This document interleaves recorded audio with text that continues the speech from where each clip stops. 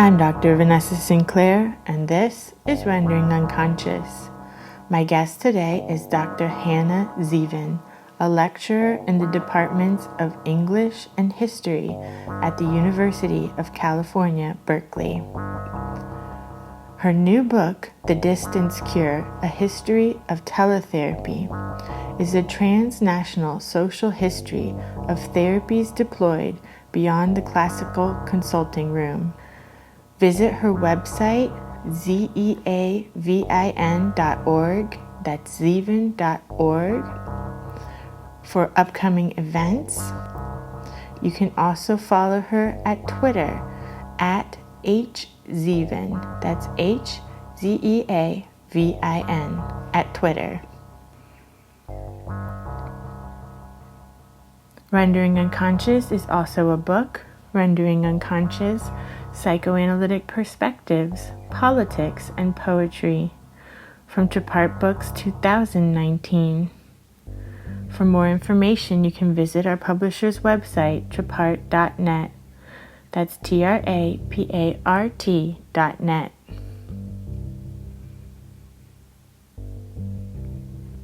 You can support the podcast at our Patreon, patreon.com/Vanessa23Carl. That's VANESSA23CARL. Your support is very appreciated. Thank you so much for supporting Rendering Unconscious podcast and all of my other creative endeavors.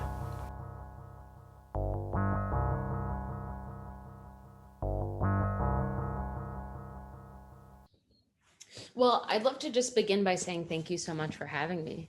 And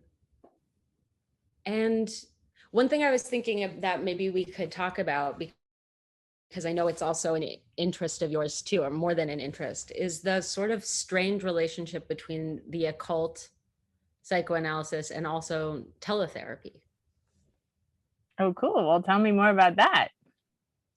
One thing that surprised me, so the book opens with a discussion of Freud's suppressed papers on telepathy, which lots of people have written about. I think many people are so stimulated and excited to see the occult in Freud, and also how the occult was kept at bay in Freud. And the stories are just wild, right? That Freud gathered a bunch of his followers in secret to talk about actually how telepathy was certainly possible, if not definitely actual.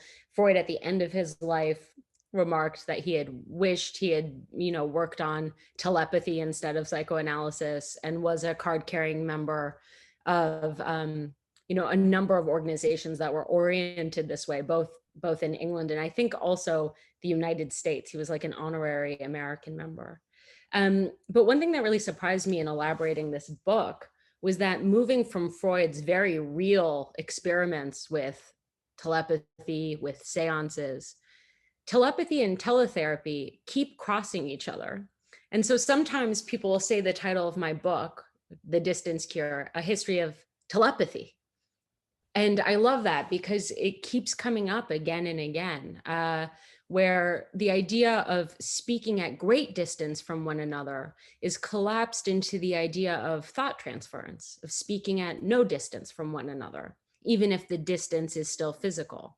And so I was surprised and loved to see that so many people coincidentally kept feeding me this line that teletherapy in the COVID-19 pandemic was like telepathy because of noise canceling headphones, or like telepathy because they were suddenly not 6 feet away from one another on the couch, in a chair, but with the cell phone right in the ear. So I was wondering if you've also had that kind of experience as you've worked on the occult and thought a lot about the occult and psychoanalysis, but also, of course, are a teletherapist. That's a good question. I mean, I hadn't thought of that until the beginning of your book. And I also hadn't thought of how you talk about in the beginning as well, like that there's always been mediating, even though people have thought of it as like something brand new, like all of a sudden we have mediating, but really we always have. And this whole idea of like staying precious about the two bodies in a room being something that psychoanalysis has really like geared itself towards, even though like you said, that wasn't always the case with Freud, and he also did like teletherapy in the forms of letter writing and that sort of thing, even way back when. Um, but I haven't had anybody talk to me about that idea of teletherapy and telepathy. But um, I feel like what I've learned is that, well, number one, I don't think we really understand consciousness that well as much as we like to think we do. Um, and another thing, because everybody has had that experience, you know, when you think of telepathy, of like when two people, you know, are really close together, or like they spend a lot of time together or have an intimate relationship, like you do often like call each other at the same time, or like, you know, finish each other's sentences or things like that. And what is going on there? And of course, like the relational analyst will talk more about like having this kind of third in the room that like is both of the analyst and the patient kind of combined into this like third mind sort of thing. But like other than the relationalist, nobody really talks about things that way. So I think that's number one, is that we don't really understand consciousness that well, or how it works. And then of course is like Jung with his collective unconscious, and a lot of spiritual traditions believe that sort of thing as well. And I think we kind of need to stop pretending that we do know how it works, because I don't think we do. One of the first interventions I try and make in the book um, is to posit this idea that we've vastly misconceived of whether it's the analytic or, you know, the book moves on semi quickly from psychoanalysis to think of the therapeutic relationship as a therapist, a patient, or a helper and a helpee, and media, some form of mediation. And, you know, so not just the third, but a very specific third that we can't get rid of. And so one thing that was so amazing in the pandemic, especially once the idea for private practice, right? So many people never stopped or barely stopped seeing each other in the room, because of course not everyone receives their care in an office in private practice. But for those that did stop, and stop for a really long time, the idea of going back for many people was a kind of like no duh. Teletherapy is still, after a year of working this way, I find it deeply impoverished. And one line of recourse that folks would use, and people would say this, I've seen it like 3 different ways on listservs, is some idea of like, well, Freud would have never championed teletherapy. And I always want to stick my hand in the air and say, excuse me, you know, Freud was deeply invested in thinking through media, very much as the language for metaphorization for psychoanalysis, whether it's like listening is like a telephone call, or memory is like a mystic writing pad. And I think that's better known. But the book also tries to show that Freud himself made use of the very real and material postal system to supply analytic treatment, not just for himself, but also for many others. The most famous case of which, of course, is Little Hans, but it's not the only one. You know, Freud was very invested in using the letter either adjunctively to extend the reach of treatment, or as the total container for treatment, like in the Little Hans case, or in his quote unquote so-called self-analysis with Fleece. I feel like in my impression of Freud, of course this could be a projection, but he seems like, to me, like he would do whatever works. Like he seemed like he, you know, work with people in whatever way worked for them or with them. And he would like sometimes go to people's houses, sometimes people would come to him, write letters, like you said. There was one person that he was like, you seem really hungry, let me feed you, you know, things like that. And he seemed to just be like very human in that way. Yeah, no, I mean, I think one thing I've grown to really love about Freud, sitting a lot with Freud and Freud's own revisions of himself, is that he just is a very flexible and capacious thinker. Many people, when they're elaborating a science, you know, they build linearly, A and then B and then C. And even as they might contradict themselves, they sort of repress that. Now, Freud, of course, burned a ton of his writing. We only have a partial record. The Freud archives have been very slow to release new material, but we can see Freud revising on the fly all the time. And like you said, making use of what works, and then repeating or not repeating it. across decades of treatment. And that's something I really came to value, especially in looking in the book at Freud's work on money, and really thinking about the status of money, which of course is another way that treatment is mediated or not. But even money's absence, of course, is a mediation under capital. Absolutely. And also you talk about the frame. And the frame as a classic example of, so that's one of the ways I start, by saying that we may valorize and celebrate the in-person scenario as this kind of pure encounter. But I try and think about how it's ritualized and staged, not under the lines of kind of a performance only, but really there's all this kind of binding work and boundary work that happens in the elaboration of a frame as a kind of mediating of the encounter that sorry, some people of course feels really absent once we move online to Zoom, what we're doing right now, you and me. But for other people, a huge rush of creativity can come back in those spaces.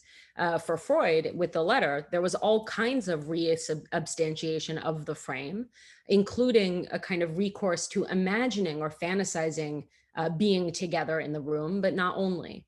So moving back and forth between representing a room in the letter and really using what's called in media studies, right, the affordances of a letter to communicate something very special about that different container.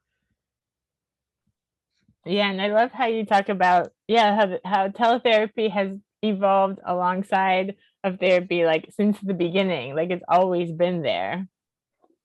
Always been there and always been changing. So that's something I try and detail rather quickly in the introduction of the book, that the minute something has been set, it's also been diverted from. Often, and this was, really, the book was finished when the pandemic started.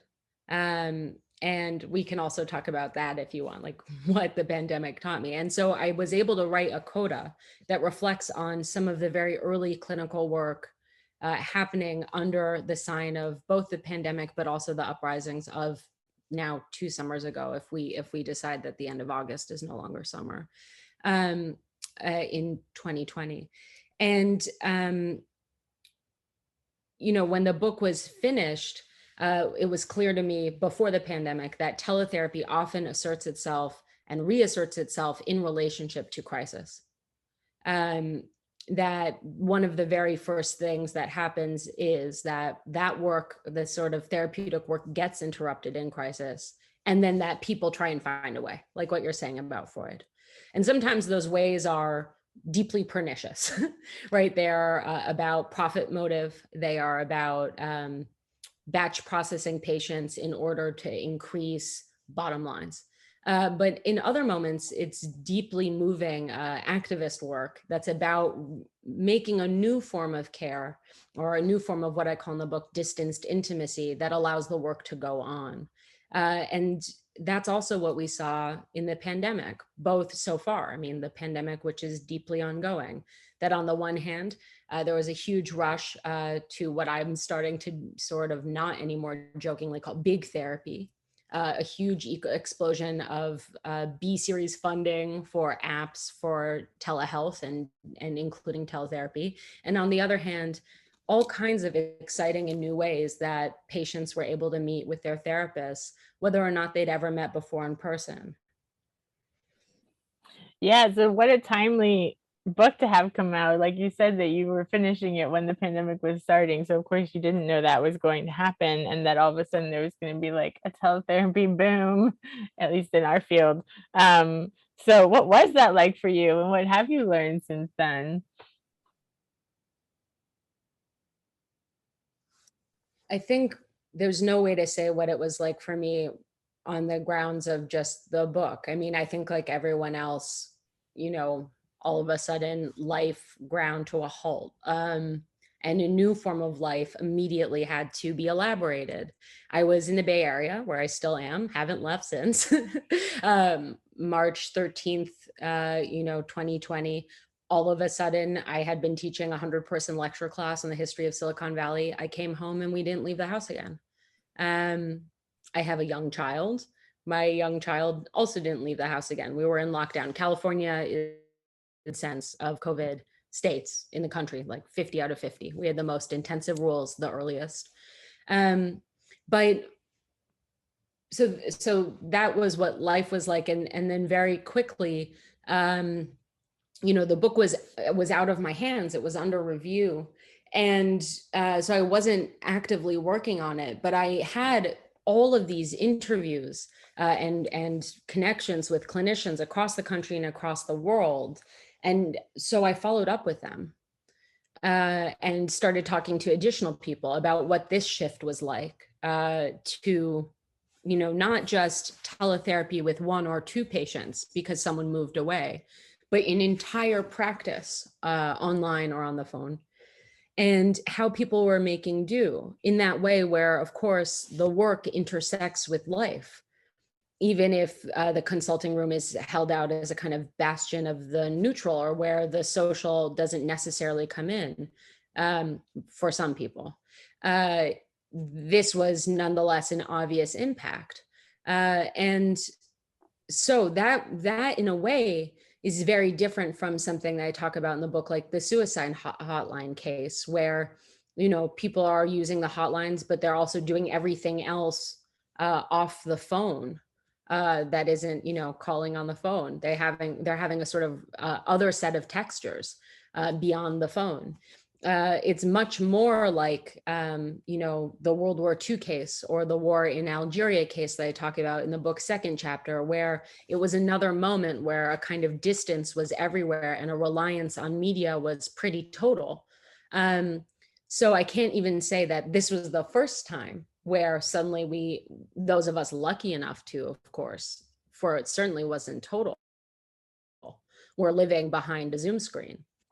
And that's where a lot of this notion about telepathy emerged, that even though historically we've understood teletherapy to be lesser, metallic, and filled with a kind of loss narrative, which is something I argue with and against in my book.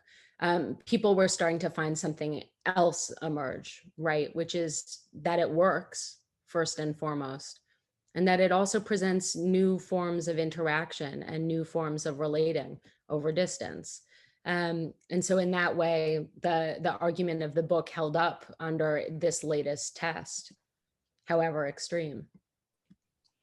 Yeah, and for me, my daily life didn't really change much because I had already started doing teletherapy all the time in my practice when I moved from the US to Sweden. So in something like that, it's really great to be able to have this as an option to be able to continue to work. And then all of a sudden, I settled here, and then now all of a sudden everybody I know that's in private practice is all of a sudden having to do their entire practice online and freaking out and having all these meetings of how do we do this and what do we do and what are the pros and what are the cons and do you have the video on or off? Or I remember somebody saying that they, for their analytic patients that are on the couch, like actually had their video off, but the patient had to have their video on so that the analyst could see them or something like that, but they still were laying on the couch. It was like everyone had these different techniques that they were trying to implement. But for me, it was like nothing really changed that much in that way. And then now, as you know, I've been able to move from the city to a small town and just continue to practice the same way. So for me, it's been kind of a lifesaver. And I still see people talking about how they can't wait to go back to two bodies in a room. And if that's what people want to do, that's fine too. But I think for people who it's useful to work this way, that's great also. I think the more options, the better. Yeah, exactly. The book is not some kind of, sentimental. In fact, an early review of the book called it unsentimental, which I was happy to see. Sentimental attachment to the idea of teletherapy or some great defense of its practice. Rather, I tried to bracket this idea that it was hopelessly lesser to think about how it really has been used, and used, often as the emergency room of care. And so in a way that is a big switch in the pandemic, because it was both the emergency room and the zone of palliative care, except everyone kind of was in the emergency room. Everyone needed the care they were receiving, more or less. But I think that the rush back to the office is something I've thought a lot about. I think a lot about it both in terms of, whatever is begot in states of emergency often becomes a norm on the other side. And I do think that we need to be careful about just accepting wholesale the move online for a number of reasons that aren't related to the question of whether or not the thing works, but are related to questions of insurance, related to questions of access, related to questions of classing presence, embodied presence together, etc. But I also think that the rush back to the consulting room can have this, tricky thing where, the US situation is so specific because of the way mental health care and insurance functions, that so much teletherapy was reimbursed, or that the co-pays were dropped. And it did really open up one form of barrier to care, kind of accidentally and overnight. And that's all sort of going away now, when people are fighting to have that access continued. And the other thing, of course, is that disability activists have been fighting forever, for decades and decades, to have different kinds of access, right? Distance learning didn't start in the pandemic. It's something that disability activists have fought for. And, all of a sudden, many of our fields and our adjacent fields were happy to accommodate online life, because it meant keeping a much larger population at home. And now we're also seeing a really quick push back to in-person everything, in-person teaching, in-person conferences, in-person such and so forth. And I worry about that kind of, again, not making use of a plethora of tools and techniques, which include the digital, but really insisting on moving forward only in person, especially while the pandemic still rages. I mean, it's worse now in the US than it has been in months. And it's still technically summer. We're not even in fall yet. Will you talk more about Turing? Talk more about Turing, yeah. Yeah. So the book has 5 chapters, an introduction and a conclusion, and then 5 internal chapters, and the conclusions on the pandemic. And the penultimate chapter deals with this elusive quest to make an AI therapist, some kind of algorithmic form of care. And the chapter opens with thinking with Turing's very long set of criteria for what will go on to be called the Turing test. One of which is about blocking out the possibility of telepathy. And so, again, it's another place where thinking about what the machine might have communicated to it by a human needs to be delimited and understood, like by a kind of psychical Faraday cage, so that the experiment can be purely about the machine itself mimicking a human, as opposed to being in telepathic conversation with a human. And it opens up a big, sort of question, which is what is happening when humans are alone with machines for quote unquote therapeutic care.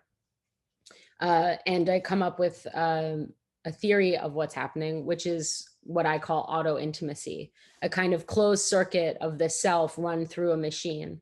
And I give a lot of different examples that don't have to do with machines, that are interrelated, like the phenomenon of thumb sucking, or of keeping a diary, and so on, to think about what's happening when someone is delighted or frustrated by, say, ELISA, that most famous therapeutic artifact, which is Joseph Weizenbaum's 1966, quite accidental elaboration of a therapy bot, which many people, especially Gen X, played with, right?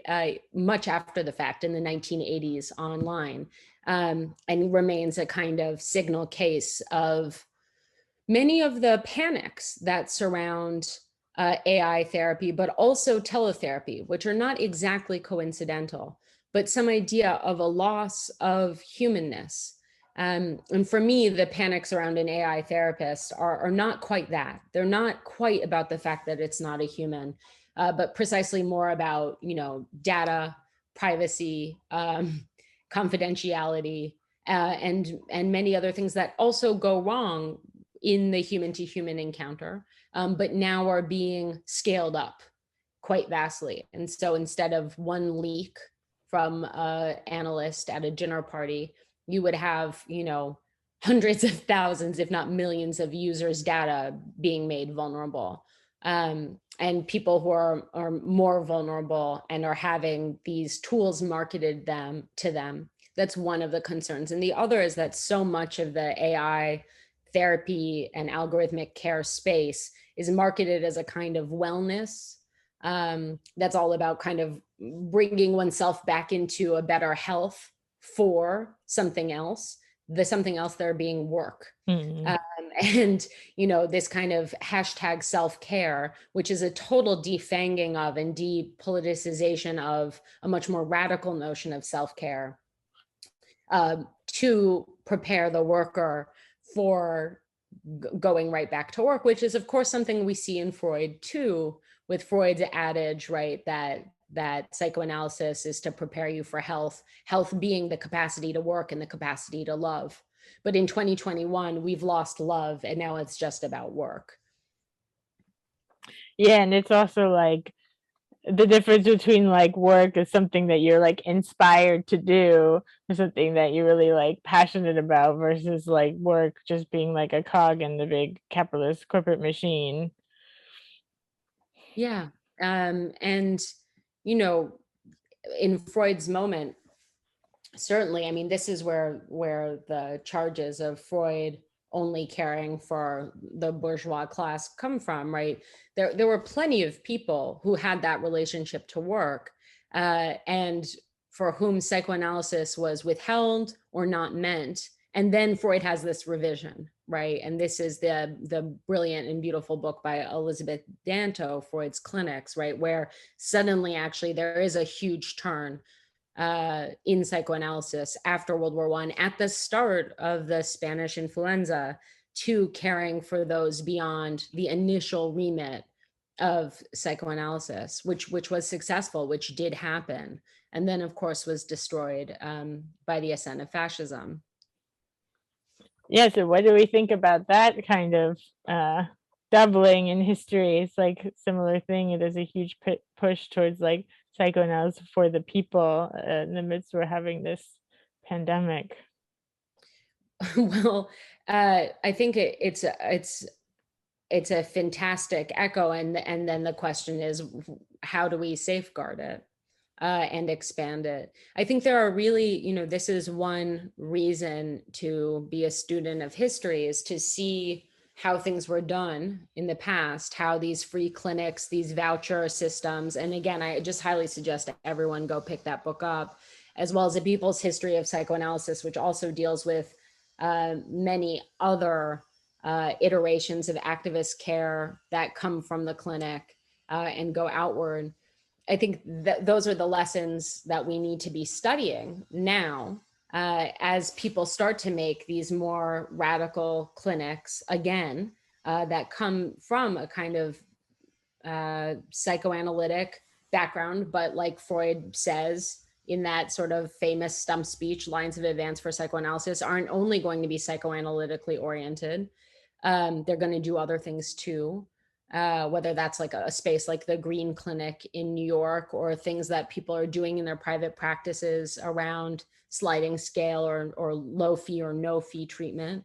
And then we also can look at what can go wrong interpersonally in terms of burnout, which has been, a century-long phenomenon, but also in terms of the current political sphere and space.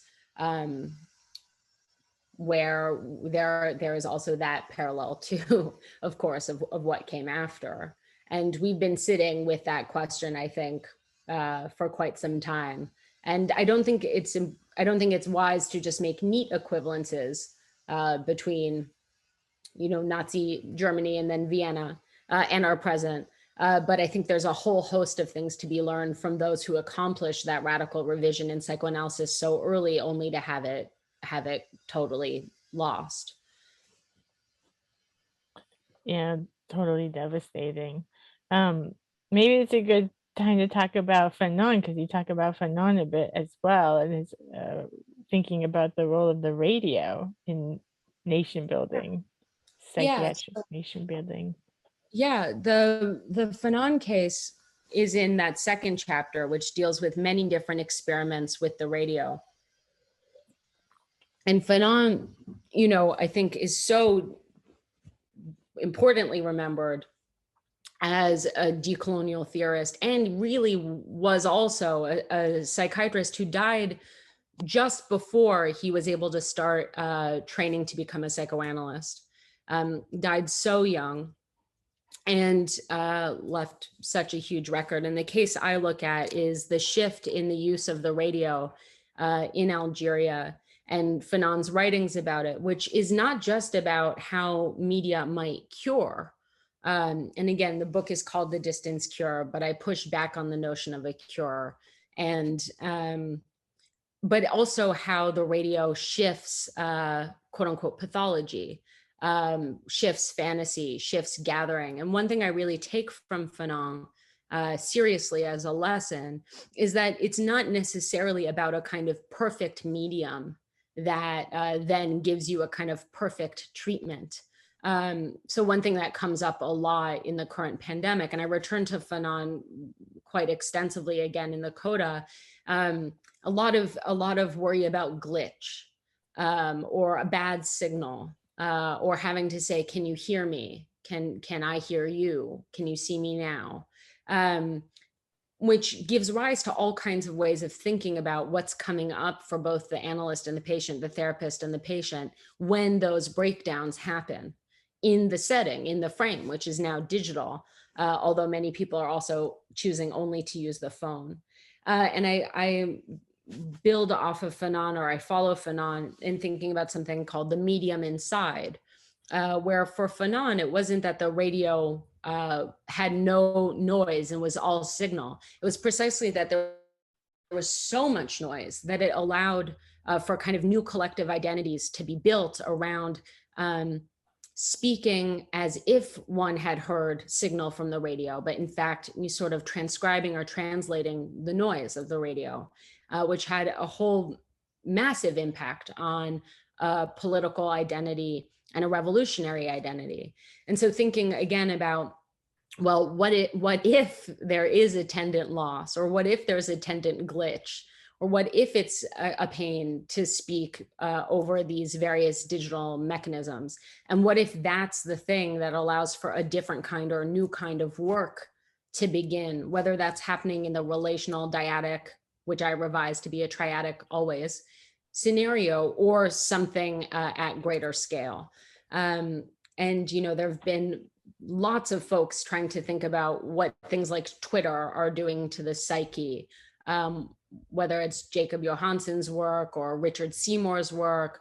And this is trying to think about what kinds of digital conditions do to the sort of more traditional therapeutic frame, something a bit smaller, less en masse, but what's actually happening inside treatment. Great. I'm supposed to have Jacob on soon as well. So Jacob's phenomenal. And yeah, he's really good.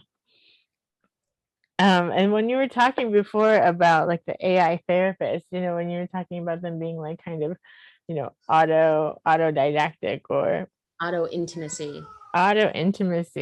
Yeah. And it totally, I was thinking about that in a positive way when you were talking about it first, because a lot of what people do just in general is a lot of projection. And a lot of the times, like, when people have transference to you or all sorts of other people in their lives, you really can see that people are really enacting things from themselves to themselves all the time, really. So in that way, I started thinking, well, maybe the AI, software is not so bad, because people really are kind of doing that in a way all the time anyway. Just like, but then once you brought into the point of the data, the data being mined or collected, that just gave it a dystopian turn. Yeah, I mean, and so I think that that's exactly the kind of wrestling that I tried to do in the book, which is, okay, we do have massive problems in communicating mental health care from and to the people who want it and who need it. And so on the one hand, of course, what if we could batch process and scale? But that just is remediating the problems of the human at large.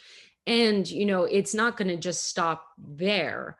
So in terms of dystopia, right, the things that are to come are equally as worrisome, right? Like the use of, and I have other colleagues who work on this, people like Beth Semmel, the use of paralinguistic vocal monitoring that can turn a call center into a therapy clinic, but is using, stress testing or, various other kinds of software to distinguish, not who should have human to human care or trained human care, but also should be marked as diagnosed with X or Y. And then, of course, there's also the labor question there, right? I think one thing that we've been so trained to think of is that, say Siri is just a bot. There's a whole host of human labor that goes into the making of and elaboration of something like Siri and maintaining Siri. And in the sort of call center case, there would be not just the people who are technologists, but also the people whose job it is to wait and field all kinds of emotional turmoil without care for themselves or the training to process it. So I think that, when people speak about worries about, say, in the US, national licensure, and they point to things like the call center, I do think we have to take these worries seriously, even if they're held under the sign of dystopia.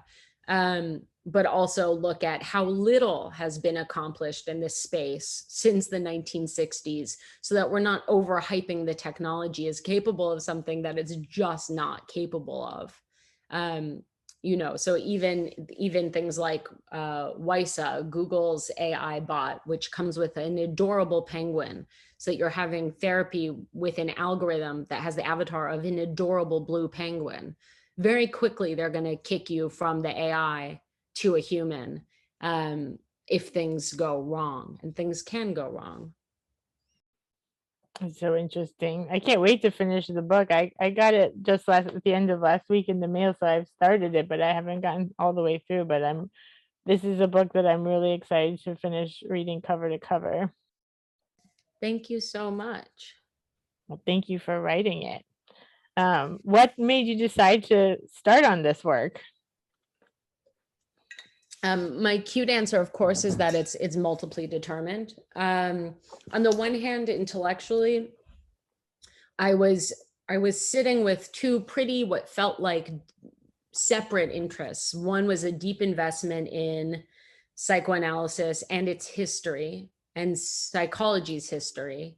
And the other was a deep investment in the history of technology. And I began to think about these two things together and thought maybe about writing on mediated therapy. But very quickly, my argument became there's only such a thing as mediated therapy. To say mediated therapy, in essence, is redundant. So then I couldn't write a book on mediated therapy because I would have written about everything. And the book is already long, and it would have been triple or quadruple the size, and I would never finish.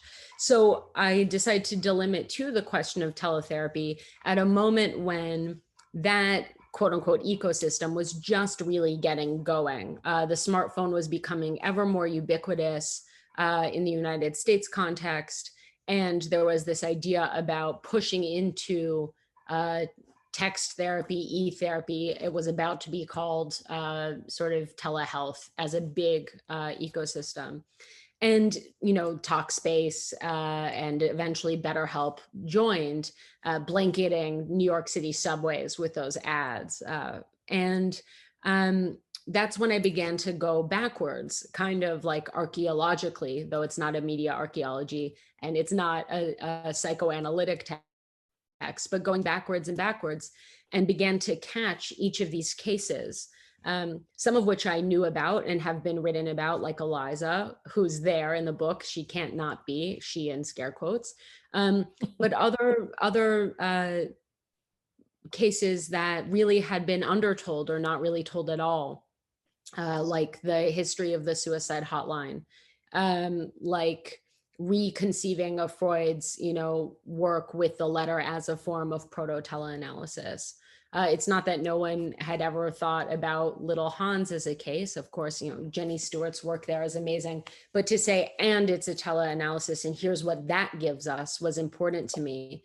And yeah, so I just kept finding such rich material in archives, both, that had never been really processed well, but also online. So a big shout out to the Wayback Machine and the Internet Archive. The book wouldn't have been quite possible without them. And then finding the people still alive, who had done cyber therapy in the 90s, or had hosted, various kinds of therapy on early internet stuff in the 1980s. And that just kept me going for more until it was a kind of a broad look at 130 years of history. Wonderful. Yes, I love the Internet Archive as well. They're one of the things that I give my little donation to every month. I have like the automatic monthly donation going to them, help keep them alive. Great. We need the Internet Archive. We really do.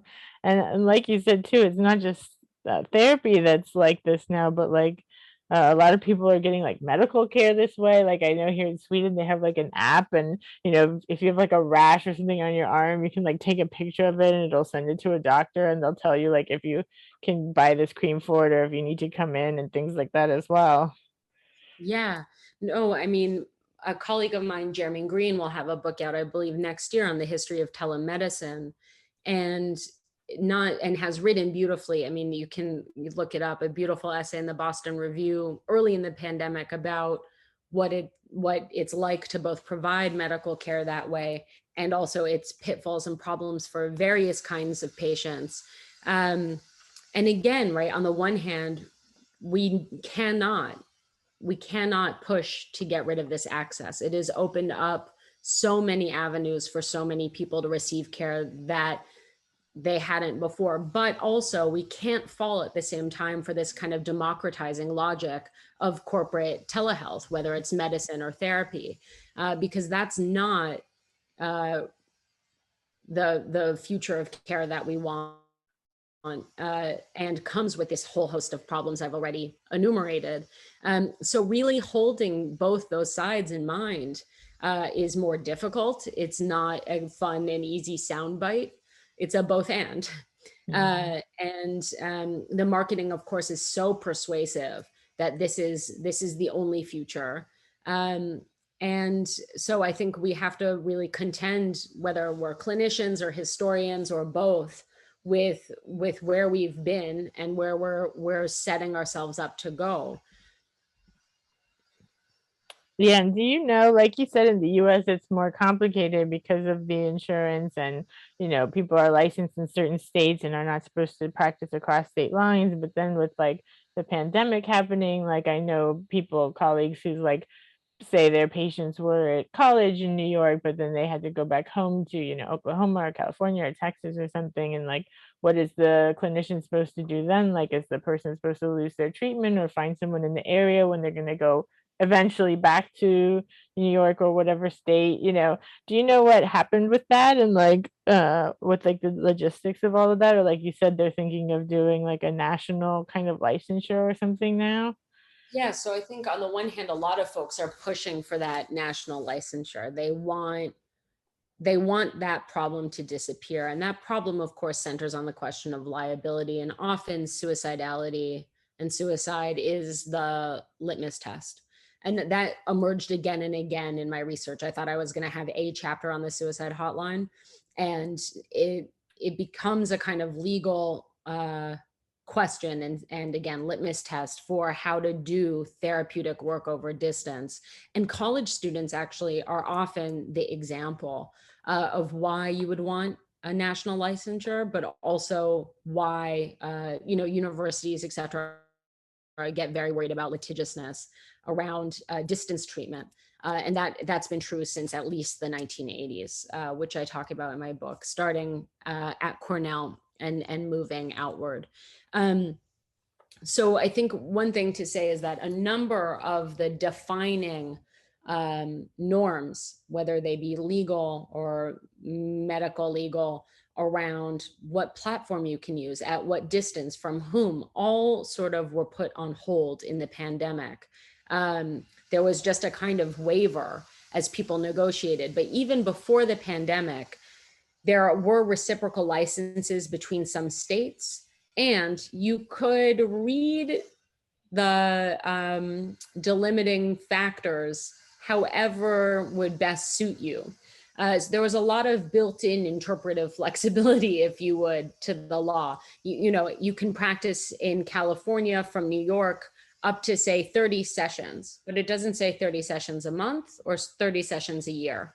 So you can decide which is which. And now, because of the problems of the pandemic, exactly like the case you laid out, well, what about the college student who lives in New York but is in school in California? Should they find someone else? The therapist is in California, they move back home, et cetera, are pushing for this kind of reciprocal recognition across state lines. And many, many people are in favor of it. The people I know who are not in favor of it are deeply sympathetic to why one would want that license, but worry again about the kind of call center then, or a push to move en masse therapeutic care online and host it, somewhere much, much cheaper than where many clinicians find themselves living, like in urban centers in the United States. Of course, because we have such a paucity of care in many places throughout the United States. So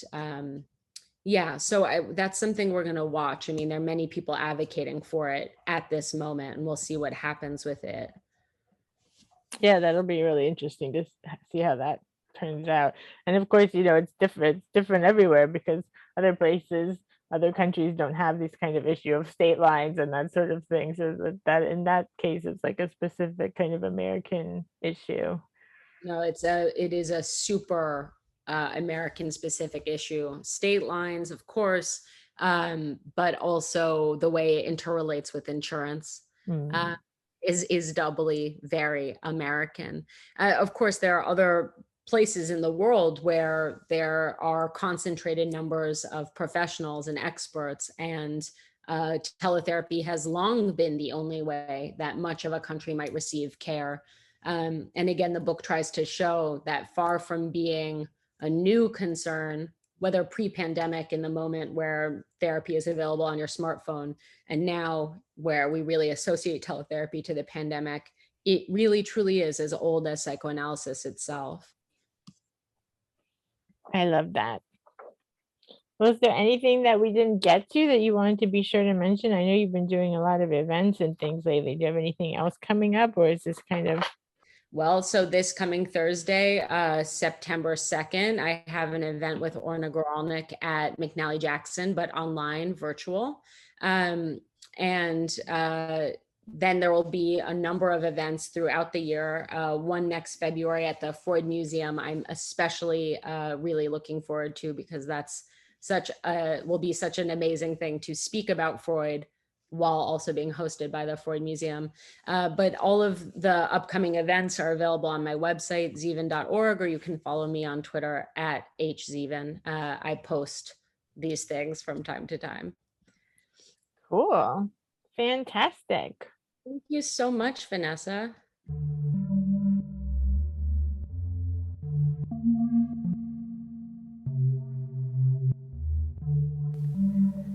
Thank you for listening to Rendering Unconscious. You've just heard a discussion with Dr. Hannah Zeavin. Check out her book, The Distance Cure, A History of Teletherapy, from MIT Press, 2021. Visit her website, zeavin.org, that's zeavin.org, for upcoming events, including the release of her second book, Mother's Little Helpers, Technology in the American Family, due out from MIT Press in 2023. You can also follow her at Twitter at hzeavin, that's HZEAVIN, at Twitter. Links to everything can be found in the text accompanying this episode. You can visit my website, drvanessasinclair.net, or the podcast main website, renderingunconscious.org, for links and more information. You can also follow me on Twitter and Instagram at rawsin_, that's RAWSIN_.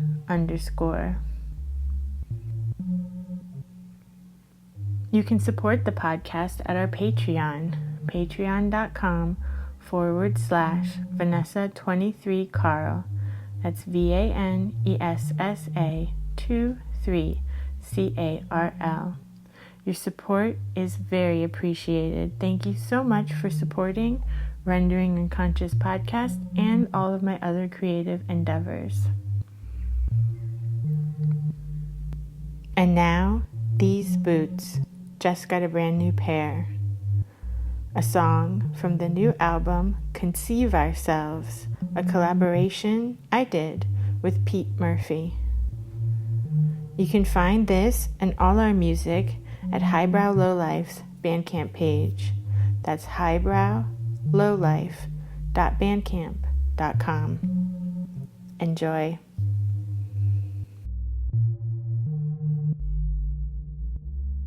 These boots are made for walking. Just got a brand new pair. These boots are made for walking. Just got a brand new pair. These boots are made for walking. Just got a brand new pair.